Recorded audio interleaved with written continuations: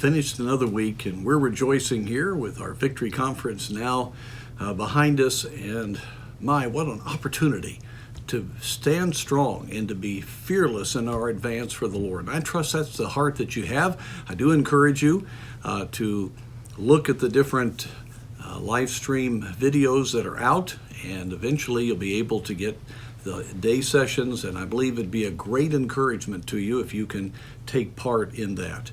I'd like to look at 2 Peter chapter 3, one of my, most encouraging verses when it comes especially to the day and age in which we live. 2 Peter 3 verse 9, "The Lord is not slack concerning his promise, as some men count slackness, but is long-suffering to usward, not willing that any should perish, but that all should come to repentance. But the day of the Lord will come as a thief in the night."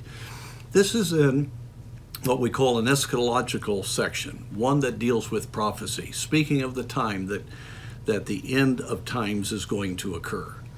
But right in the middle of this, we see that God's not slack concerning what he promised, what his prophecies are, but the reason he hasn't come back is that he's long-suffering, not willing that any should perish.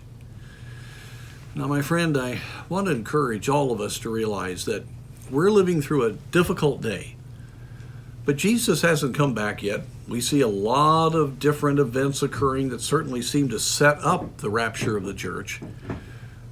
But the reason, according to this passage, that the culmination of it all has not yet happened is that Jesus is long-suffering. He's not willing that any should perish.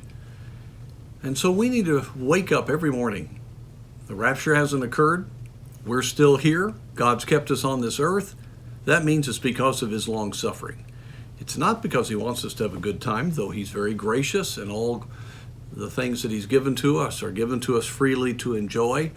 But the main purpose for us being alive is the very purpose for which the coming of the Lord has been, could I say, delayed? And that is because he doesn't want anyone to perish. If we want to be right on track for God's purpose, well, then we need to have that focus as our focus. And it really helps us. You know, if we just hold on to the end, we're missing the whole point. Jesus could have come back 2,000 years ago. Paul thought he might. Why is he still not here? Because there's billions and billions of people that need to be saved. Thank God for the millions that are getting saved. But friend, in our country and other places and other people groups, we need to get the gospel to them. So one thing that'll really encourage you is you see all of these pieces coming together, and you may get a little nervous about it, realize, haven't heard the trumpet yet. That means we're still on mission. The harvest needs to be reaped. God is loving. He's long-suffering. He doesn't want anyone to go to hell. Therefore, we're alive today to accomplish the purpose of reaching the world with the gospel.